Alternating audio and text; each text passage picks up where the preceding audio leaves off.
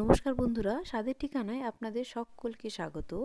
আজ আমি আপনাদের সাথে শীতকালের খুবই পরিচিত একটা মিষ্টির রেসিপি শেয়ার করছি।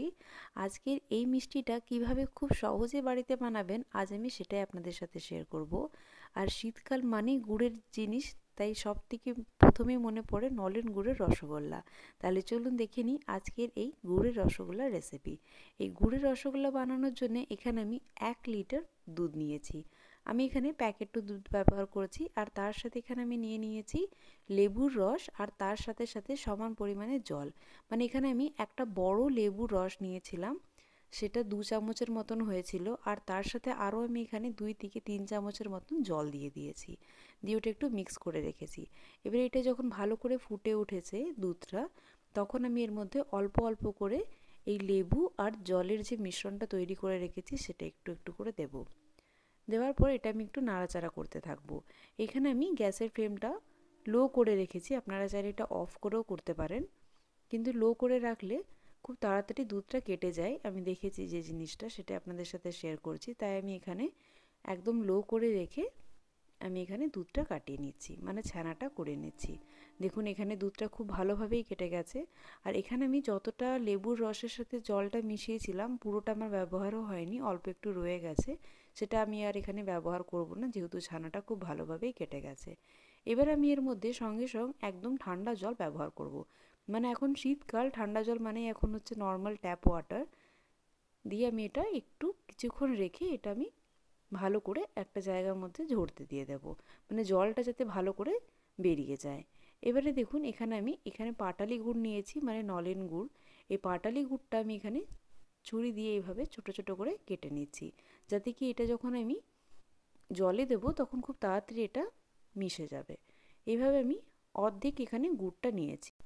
এখানে আজ আমি 1 লিটার দুধের মিষ্টি তৈরি করব, তার জন্যে এতটা গুড় কিন্তু সাফিসিয়েন্ট আছে।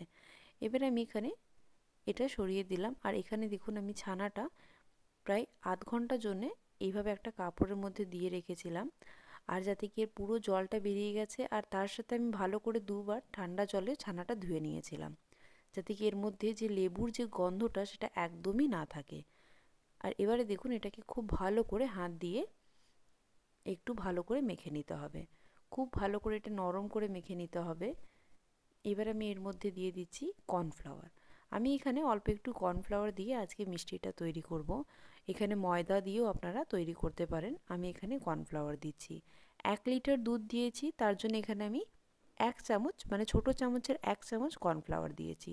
যদি 2 লিটার দুধ নেন তাহলে এখানে 1 চামচের জায়গায় 2 চামচ কর্নফ্লাওয়ার ব্যবহার করবেন। আর এইভাবে দেখুন হাতের তালুটা দিয়ে আমি এটা ভালো করে এটা মেখে নিচ্ছি, খুব ভালো করে এটা প্রেস করে করে মেখে নিতে হবে। এই প্রসেসটা ঠিক 3 থেকে 4 বার করে নিতে হবে। শীতকাল মানেই নলেন গুড়ের জিনিস, মানে গুড়ের জিনিস। আমরা অনেক রকমের গুড়ের জিনিস শীতকালে খেয়ে থাকি, যেমন গুড়ের পায়েস, নলেন গুড়ের মিষ্টি, নলেন গুড়ের পাটিসাপটা, নলেন গুড়ের নানান রকমের পিঠে। তার মধ্যে একটা হচ্ছে নলেন গুড়ের রসগোল্লা। এই নলেন গুড়ের রসগোল্লা খেতে কম বেশি সবাই খুব ভালোবাসেন। তাই আজ আমি আপনাদের সাথে যে রেসিপিটা শেয়ার করছি, আশা করি এটা আপনাদের খুবই ভালো লাগবে। আর এইভাবে যদি আপনারা নলেন গুড়ের রসগোল্লা একবার বাড়িতে বানান, তাহলে মনে হবে বারবার আমি এটা বাড়িতে বানিয়েই ট্রাই করি। দেখুন এটা এইভাবে আমি ভালো করে এটা যখন দেখবেন এইরকমভাবে করতে করতে যখন চারিদিকে যে ছানাটা লেগে আছে সেটা এক জায়গায় জমাট বেঁধে যাচ্ছে, বুঝবেন যে এটা একদম হয়ে গেছে। দেখুন এবার আমি এর মধ্যে থেকে ছোট ছোট করে বলস তৈরি করে নেব। এইভাবে খুব ভালো করে এটা হাত দিয়ে একটু রোল করে নিলে দেখবেন একদম একটাও এর মধ্যে কোনো দাগ থাকবে না, সেই রকম একটা বল এখানে তৈরি করে নিয়েছি। দেখুন এইভাবে আমি এখানে বাকি যে বলগুলো আছে সেগুলোকেও একইভাবে তৈরি করব। এখানে আমি যে সাইজটা নিয়েছি, আপনারা চাইলে একটু বড় সাইজেরও মিষ্টি তৈরি করতে পারেন, সেই ক্ষেত্রে একটু বেশি দুধ ব্যবহার করবেন। আমি এখানে 1 লিটার দুধ নিয়েছি, 1 লিটার দুধে আমি ভাবলাম একটু মাঝারি সাইজেরই মিষ্টি তৈরি করি। তাই দেখুন, আর এগুলো যখন রসের মধ্যে যাবে তখন এগুলো একদমই ফুলে বেশি ডাবল সাইজের হয়ে যাবে। এবার আমি এখানে শিরাটা তৈরি করব, তার জন্য কড়াই গরম করেছি, কড়াইয়ের মধ্যে আমি দিয়ে দিয়েছি জল। এখানে আমি বড় কাপের মেজারমেন্টের করলে বড় কাপের 2 কাপ এখানে জল দিয়েছি। তার সাথে এখানে যে গুড়টা আমি গ্রেট করে রেখেছিলাম সেই গুড়টা দিয়ে দিয়েছি। আর তার সাথে এখানে আমি দিয়ে দিলাম 2 চামচ চিনি। এবার আমি এখানে 4টে এলাচ দিয়ে দিয়েছি।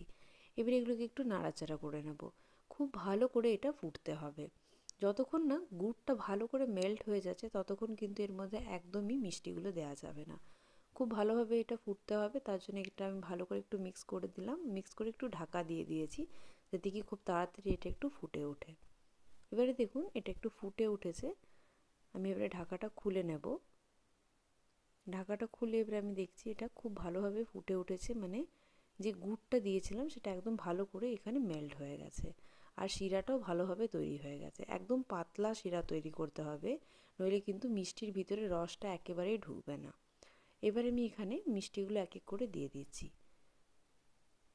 যত মিষ্টির ভিতরে রস ঢুকবে ততটাই কিন্তু মিষ্টিটা এখানে ডাবল সাইজে ফুলে উঠবে। দেখুন এখানে সব মিষ্টিগুলো আমি একসাথে দিয়ে দিয়েছি। এবার আমি এটা একটু হালকা নাড়াচাড়া করে নিচ্ছি। নাড়াচাড়া করে নেওয়ার পর আমি এটা একটু ঢাকা দিয়ে দেব। দেখুন নাড়াচাড়া করে নিলাম। এবার আমি এটা ঢাকা দিয়ে দিচ্ছি। ঢাকা দিয়ে এটা প্রথমে আমি হাই ফ্লেমে 2 থেকে 3 মিনিট হতে দেব।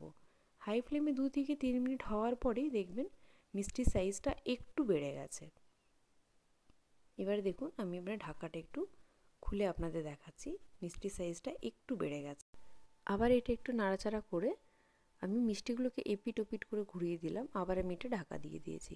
ঢাকা দেওয়ার ঠিক 3 থেকে 4 মিনিট পর, মানে এখানে আমি কিন্তু গ্যাসের ফ্লেমটা একদম লো করে দিয়েছিলাম। দেখুন মিষ্টিগুলো একদম ডাবল সাইজের হয়ে গেছে। আর বাড়িতে যখন মিষ্টি বানানো হয় আর এইরকম ডাবল ডাবল সাইজের মিষ্টিগুলো সাইজটা হয়ে যায়, দেখে কিন্তু ভীষণ ভালো লাগে যে খুব সুন্দর মিষ্টিগুলো ফ্লাফি হবে।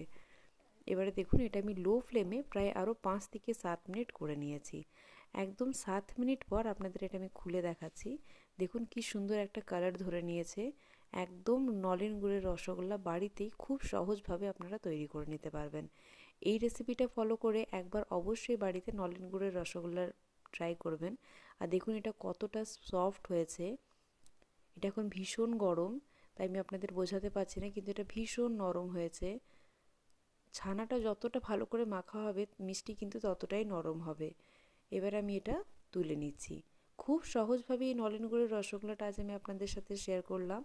আর একদম পরিমাণ আপনাদের যেরকম আমি দেখিয়েছি সেই পরিমাণে বানালে একদম নরম তুলতুলে রসগোল্লা বাড়িতেই তৈরি করে নিতে পারবেন। দেখুন সবকটা এখানে আমি বের করে নিই।